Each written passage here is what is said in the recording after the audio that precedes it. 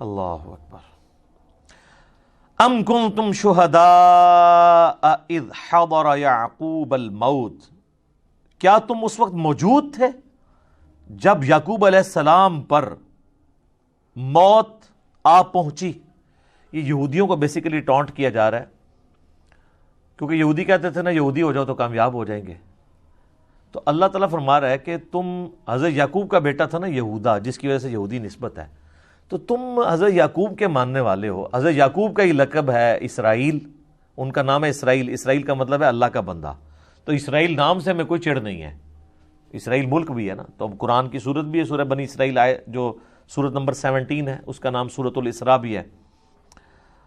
تو اللہ تعالیٰ ہمارے یہودیوں، کیا تم اس وقت وہاں موجود تھے جب یعقوب علیہ السلام کی موت کا وقت قریب تھا؟ ان کے 12 بیٹے وہاں بیٹھے تھے، وہ اپنے بیٹوں کو نصیحت کر رہے تھے۔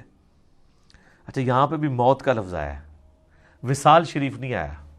جب آ پہنچی موت ان پر، اذ قال لبنیہ، جب انہوں نے اپنے بیٹوں سے پوچھا، ما تعبدون من بعدی، بتاؤ میرے مرنے کے بعد تم کس کی عبادت کرو گے؟ ہائے ہائے ہائے۔ قالوا نعبد الہک و الہ آبائک ابراہیم و اسماعیل و اسحاق الہا واحدا، تو انہوں نے کہا کہ ہم عبادت کریں گے آپ کے رب کی، جو آپ نے تعارف کروایا ہے، اور آپ کے باپ ابراہیم اور اسماعیل اور اسحاق کے رب کی، الہ واحدہ، جو کہ اکیلا یکتا الہ معبود ہے۔ یہاں پہ دیکھیں، حالانکہ حضرت یعقوب کے جو بیٹے ہیں اسماعیل تو ان کے اس اعتبار سے چچا لگتے ہیں، کیونکہ ان کے جو ڈائریکٹ دادا ہیں وہ تو حضرت اسحاق ہیں، اسماعیل تو نہیں ہے، کیونکہ اسحاق کی اولاد سے ہے نا۔ لیکن یہاں پہ انہوں نے حضرت اسماعیل کو بھی باپ کہا ہے، تو یہاں سے یہ بات پتہ چلی کہ چچا کے لیے بھی باپ کا لفظ بولا جا سکتا ہے، ٹھیک ہے۔ اسی کو میں نے دلیل بنایا تھا، صحیح مسلم کی جو حدیث ہے کہ تیرا باپ اور میرا باپ آگ میں ہے، اس میں یہ الفاظ نہیں تھے کہ تیرا والد اور میرا والد آگ میں ہے، وہ نبی علیہ السلام نے اپنے چچا کی طرف نسبت کی تھی۔ وَنَحْنُ لَهُ مُسْلِمُونَ، اور ہم اسی کے تابع فرمان ہیں۔ پھر مسلم کا لفظ آ گیا جی، کیا بات ہے۔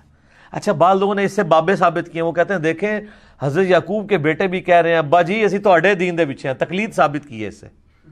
او ظالموں، ان کا باپ جو ہے وہ امام نہیں ہے، وہ پیغمبر ہے، تو ہم بھی تو یہ کہتے ہیں کہ تم بھی اپنے باپوں کو چھوڑ کے محمد رسول اللہ کی اتباع کرو۔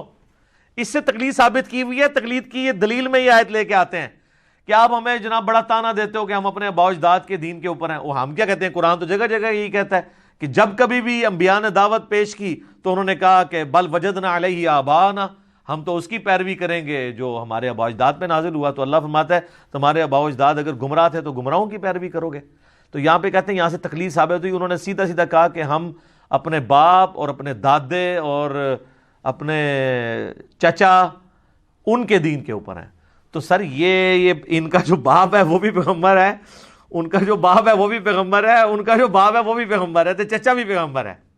صحیح بخاری میں حدیث ہے، نبی علیہ السلام نے کہا، کیا بات ہے، کریم ابن کریم ابن کریم ابن کریم، یوسف بن یعقوب بن اسحاق بن ابراہیم، یعنی چاروں پوری نسل جو ہے، ویسے تو آگے بھی چلتی ہے، یوسف کا باپ یعقوب، ان کا باپ اسحاق اور ان کا باپ ابراہیم علیہم السلام اجمعین۔